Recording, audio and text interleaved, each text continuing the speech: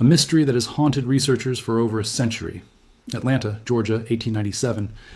Inside a prestigious photography studio on a crisp October afternoon, a prosperous black family arranges itself before the camera. The father, dressed in a perfectly tailored suit, stands with quiet authority. The mother, elegant in a high-necked Victorian dress with fashionable sleeves, sits poised and dignified. Their three older children position themselves carefully around their parents, expressions serious as the era demanded. And there, seated in the mother's lap, is a child who doesn't seem to belong.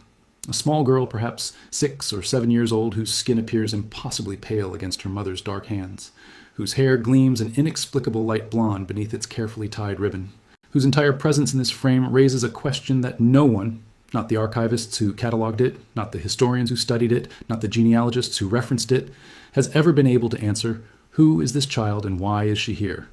For 128 years, this photograph has existed in silence, holding its secret close. It has been filed, stored, digitized, and displayed. People have looked at it hundreds of times, but no one understood what they were seeing.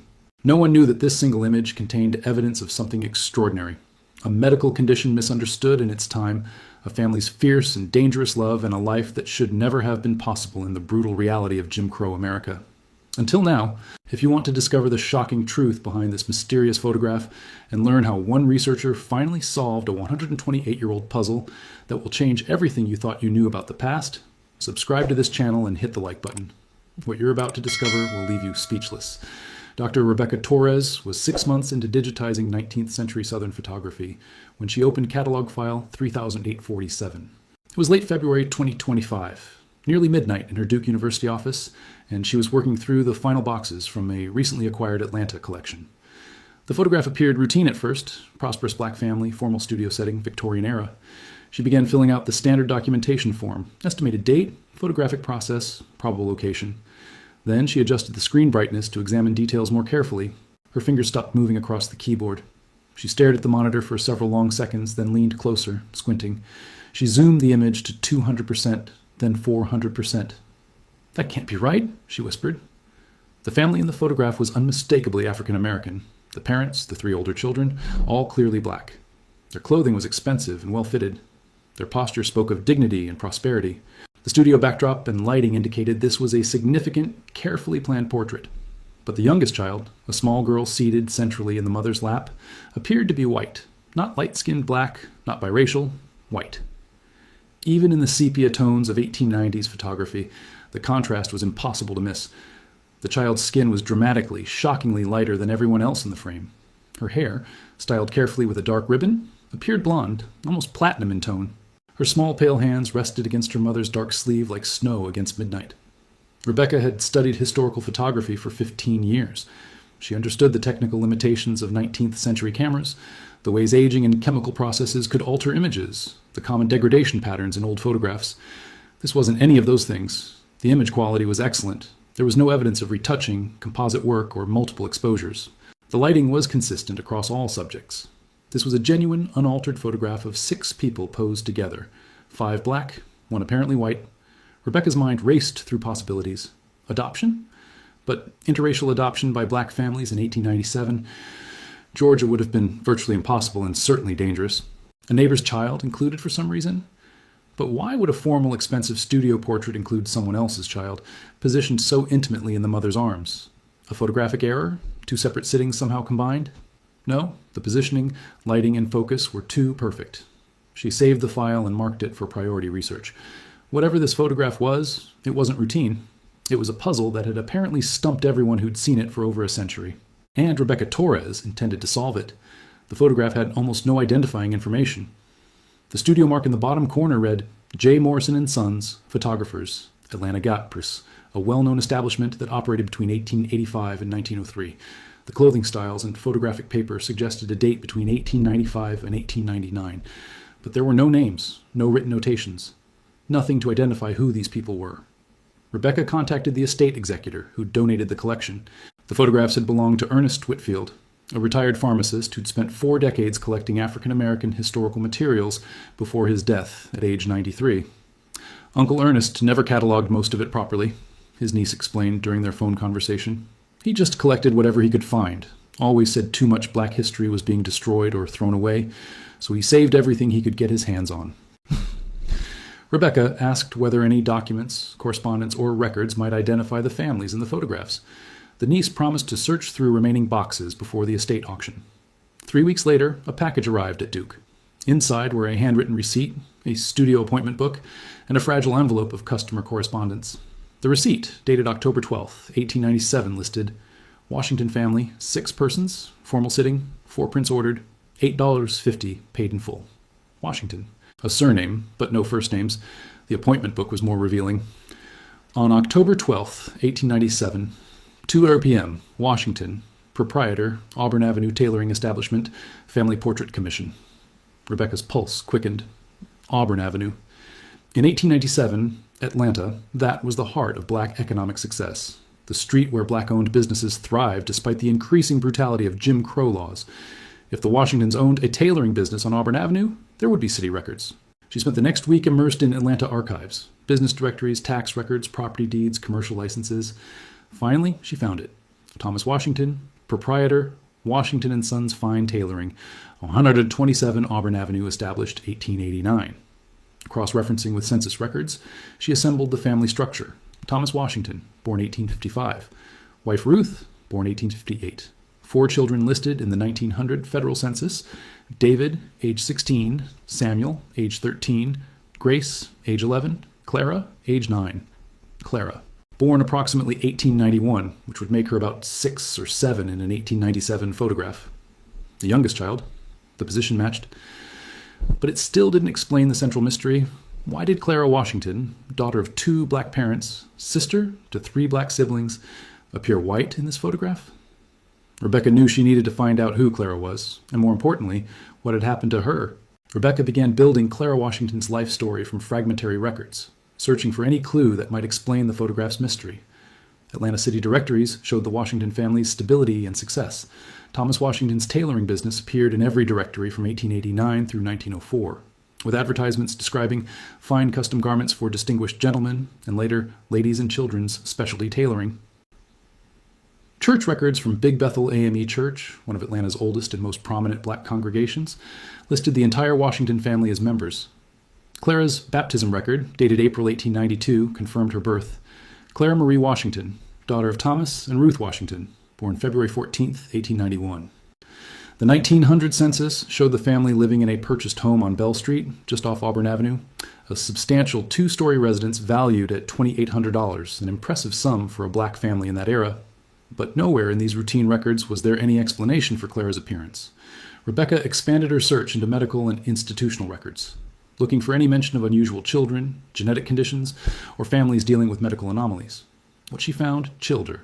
In the Georgia State Archives, she discovered reports from the state sanitarium and various county poorhouses from the 1890s. Several entries referenced abnormal Negro children who'd been surrendered by families or removed by authorities, children with physical differences, disabilities, or appearances that deviated from expectations. One entry from 1896 made Rebecca's stomach turn. Female child, approximately 4 years, Negro parents, unusual pigmentation, surrendered to institution by family, county unknown. The language was clinical and cruel. These children were treated as curiosities, defects, shameful secrets to be hidden away. Yet Clara Washington hadn't been hidden. Rebecca found her name in the 1899 Sunday school enrollment at Big Bethel. Clara Washington, age 8, intermediate class. She was attending church openly, participating in children's programs. In 1902, Gate City Colored School records listed Clara as a student, though with an unusual notation: modified attendance schedule, supplementary home instruction approved by administration. The school had made accommodations for her, but she was enrolled. She was being educated. She was part of the community. Whatever Clara's condition was, her family wasn't hiding her. They were raising her openly in a society that typically punished difference with violence or institutionalization. But Rebecca still didn't know what that condition was. The photograph showed the visual evidence, but without medical expertise, she couldn't interpret what she was seeing. She needed a specialist, someone who could look at a 128-year-old photograph and diagnose a mystery that had remained unsolved for over a century. Rebecca contacted Dr. James Mitchell, a geneticist at Emory University whose research focused on hereditary conditions and their historical documentation. She sent him the digitally enhanced photograph without explanation, asking simply, "What do you see when you look at this child?" His response came within 2 hours. "Where did you find this? I need to know everything about this image." They met the following afternoon in his office. Dr. Mitchell had already printed the photograph in high resolution and pinned it beside modern clinical images on his bulletin board. "This isn't a white child," he said immediately, pointing to Clara's figure in the photograph. "This is a black child with complete oculocutaneous albinism." Rebecca felt her breath catch. "Albinism? Look at the characteristics," Dr. Mitchell explained, his finger tracing Clara's features. "The dramatically reduced pigmentation, not just lighter skin, but near total absence of melanin. The very light hair, probably white blonde or platinum. And if we could see her eyes in color, they'd almost certainly be blue or gray with visible red reflex from light hitting the retina." He pulled up clinical photographs on his computer. "Oculocutaneous albinism is a genetic condition affecting melanin production. It occurs in all populations, including people of African descent.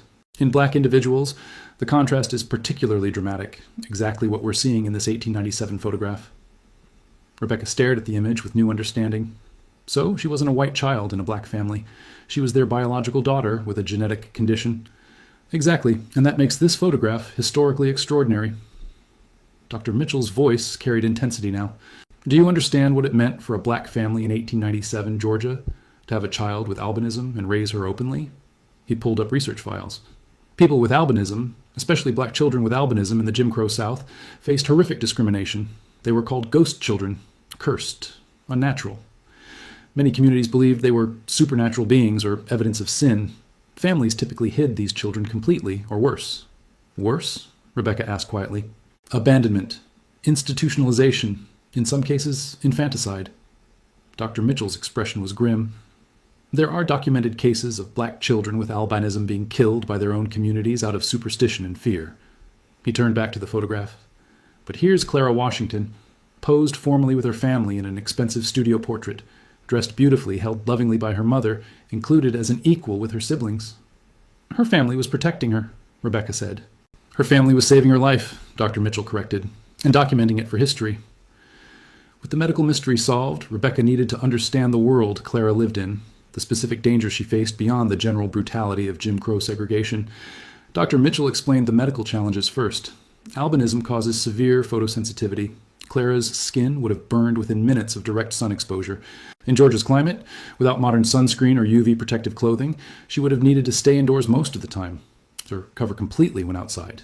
He continued, "Her vision would have been significantly impaired. Nystagmus, which is involuntary eye movement, severe nearsightedness, extreme light sensitivity. In bright conditions, she might have been functionally blind. There were no treatments available in the 1890s, no corrective lenses that could help, no low-vision aids. But the social dangers were even more severe. Rebecca found newspaper archives from 1890s Atlanta filled with pseudoscientific racism, eugenics propaganda, and articles treating any physical difference in black people as evidence of inferiority. The Atlanta Constitution regularly published pieces promoting white supremacy and describing black Americans in dehumanizing terms.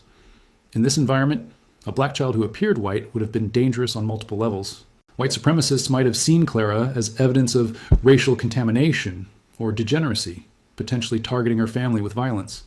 Black communities, influenced by African spiritual beliefs carried through slavery, sometimes viewed albinism as supernatural or cursed, leading to ostracism or worse. Rebecca found a chilling article from the Savannah Tribune, a black newspaper dated 1893, "Tragic Death of Unusual Child." The brief report described a 6-year-old with white appearance born to colored parents who died under suspicious circumstances in rural Georgia. The article implied the death wasn't accidental but didn't elaborate. This was the reality the Washingtons navigated. Yet they'd not only kept Clara alive, they'd brought her to a public photography studio, posed her prominently in their family portrait, and ordered multiple prints to display. Rebecca found the studio's advertising from 1897. Morrison & Sons was one of Atlanta's premier photography establishments, serving both white and black clients in separate sessions. A sitting cost, $8.50, nearly a week's wages for most workers. The Washingtons had spent significant money to create a formal document declaring Clara's place in their family. In an era when most families with children like Clara hid them completely, this was an act of defiance. But how had they protected her? How had Clara survived childhood when so many others didn't? Rebecca needed to find evidence of the family's protective strategies. Rebecca began searching for clues about how the Washingtons kept Clara safe while raising her openly. She found evidence in unexpected places. A classified advertisement in the Atlanta Independent, a black-owned newspaper from March 1898. Washington & Sons Tailoring, now offering ladies and children's garments, specializing in lightweight fabrics with superior coverage and comfort for summer wear. Rebecca understood immediately.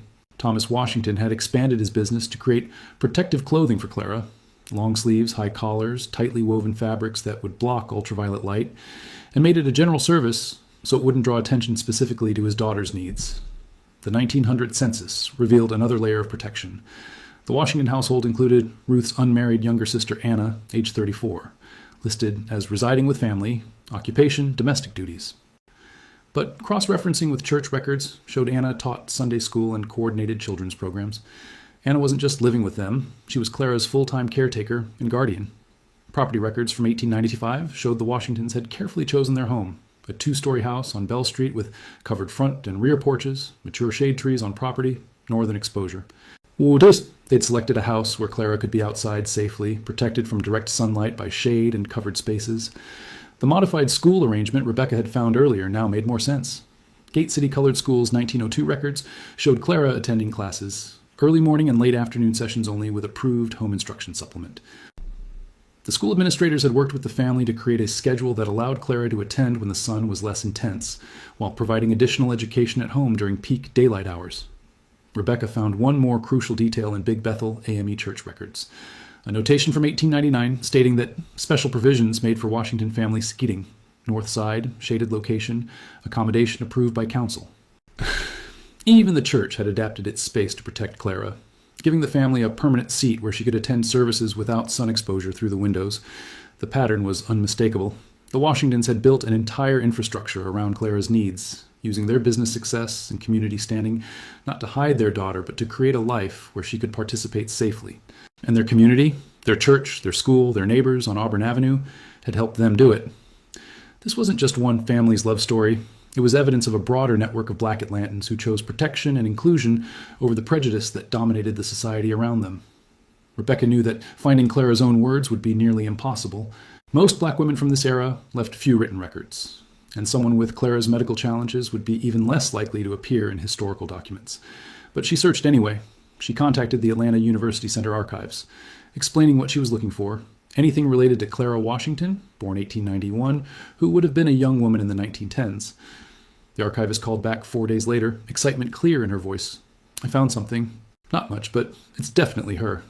Rebecca drove to Atlanta that afternoon. The archivist led her to a temperature-controlled reading room and carefully placed a worn ledger on the table.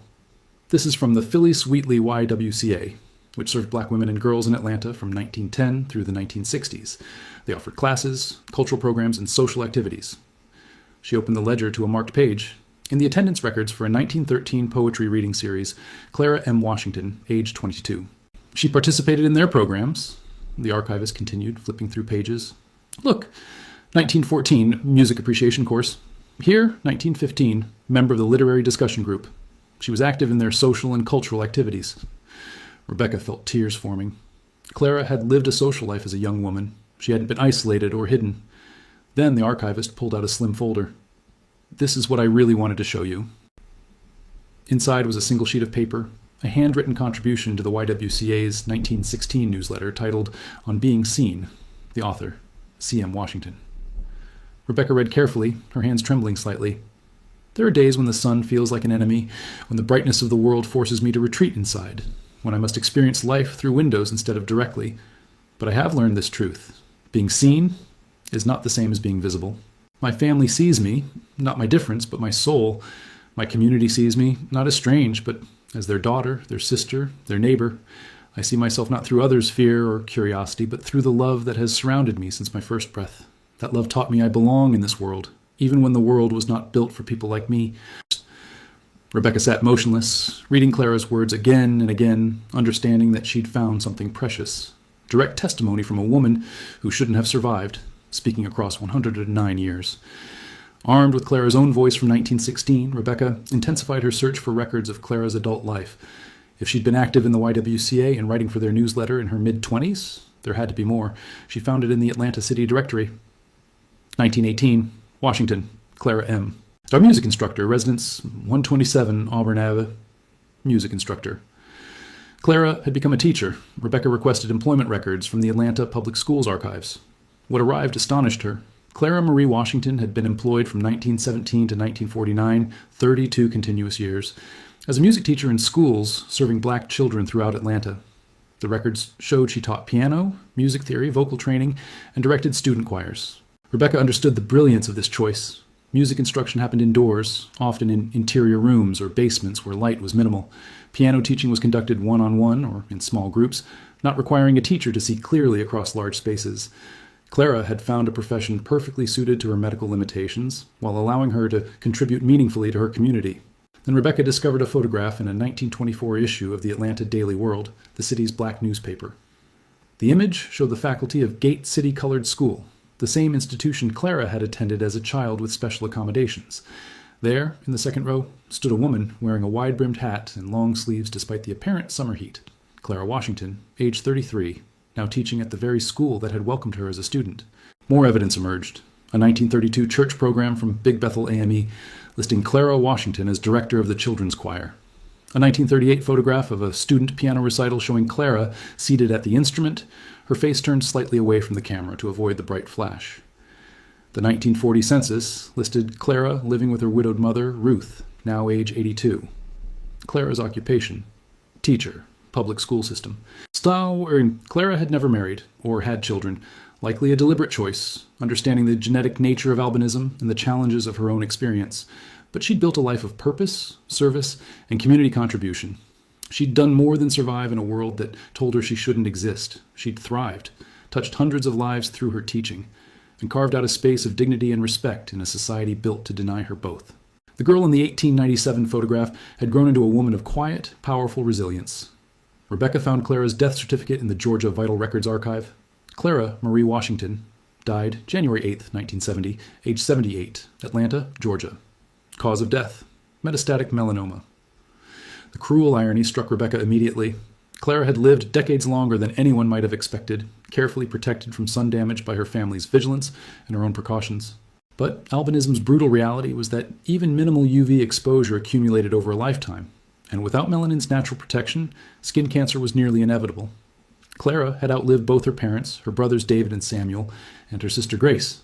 She'd witnessed the transformation of Auburn Avenue from the center of black prosperity to a street struggling with urban renewal. She'd lived through Jim Crow's worst years and seen the civil rights movement begin to dismantle the system that had threatened her existence. The death certificate listed her residence as the house on Bell Street, the same property her parents had purchased in 1895. She'd spent her entire 78 years in that house. Rebecca requested probate records. Clara's will, filed February 1970, was straightforward.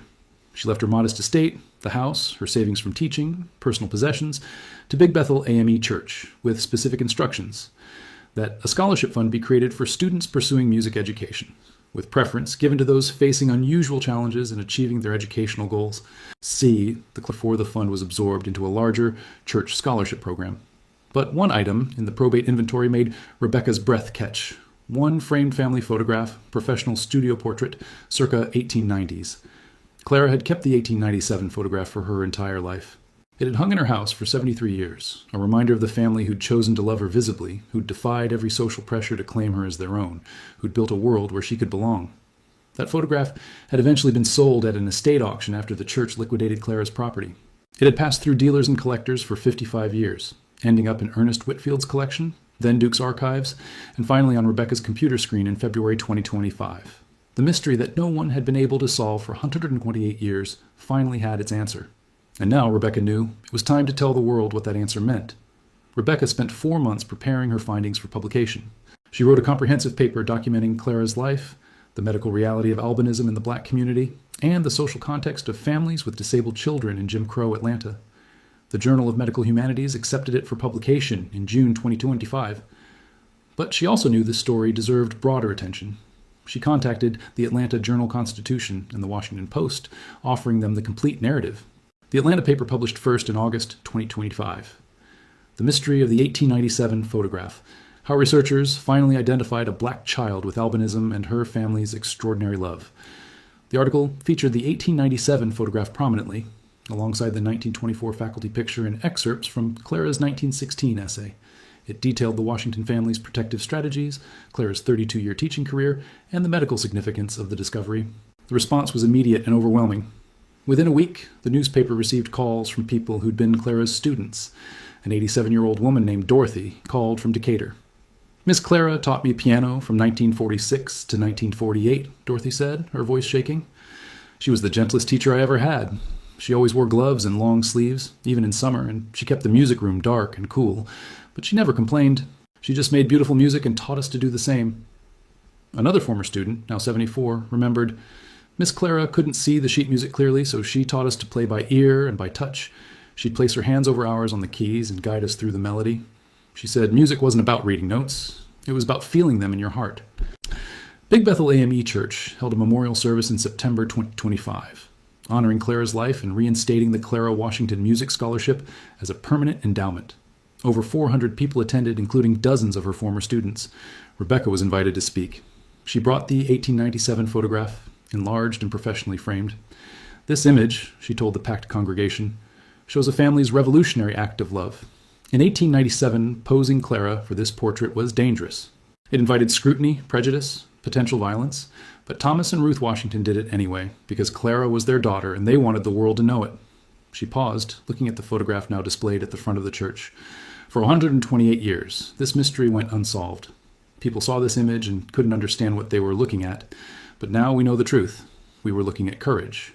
We were looking at a family that chose love over fear, that built a community of protection around their most vulnerable member, and that gave Clara Washington a life she never should have been able to live in Jim Crow, Georgia. The photograph now hangs permanently in Big Bethel's Heritage Hall, finally understood after more than a century of silence. 6 months later, Rebecca received an email that began, "I believe Clara Washington was my great-great-aunt." The sender was Diane, age 49, living in Portland, Oregon. She was descended from Clara's brother Samuel, whose children had moved to the Pacific Northwest during World War II. "I grew up hearing vague family stories about Aunt Clara who taught piano," Diane wrote, "but no one explained why she never left Atlanta or why there were no photographs of her in our family albums. When I saw your article in the 1897 portrait, everything finally made sense." Diane flew to Atlanta in November 2025. Rebecca met her at the church and showed her everything she'd discovered about Clara's life. They stood together before the framed 1897 photograph. Diane stared at Clara, the small girl in her mother's lap, the one who looked so different, the one whose family loved her enough to make her visible when the world demanded she be hidden. "My grandmother must have known about Clara," Diane said quietly, tears streaming down her face. "Samuel's daughter. She must have known her aunt had albinism, but she never told us. Maybe she was protecting Clara's memory. Maybe she didn't know how to explain." "Or maybe," Rebecca suggested gently, "she was continuing what your family had always done, protecting Clara in the way she thought best." Diane nodded. "I wish I'd known her. I wish I'd known this story while I was growing up." Before leaving Atlanta, Diane requested copies of everything, the photographs, the teaching records, Clara's essay, the newspaper articles. She wanted to share Clara's story with her children and grandchildren. "They need to know," she said, "that we come from people who chose love when the world chose hate, who built a life for someone society said didn't deserve one, who were brave enough to say, 'This is our daughter and she belongs.'" Rebecca's research paper was published in September 2025 and won the year's Medical Humanities Award. More importantly, it became required reading in genetic counseling programs, medical history courses, and disability studies departments across the country. Clara Washington's story, accidentally preserved in a photograph, misunderstood for 128 years, finally solved by medical expertise and historical determination, now teaches thousands of students annually about genetics, family resilience, and the intersection of race, disability, and love in American history. The mystery that no one could unravel has finally been solved. And the little girl in her mother's lap, the one who seemed impossible, who defied explanation, whose very existence was a puzzle, has finally received the recognition and honor she always deserved.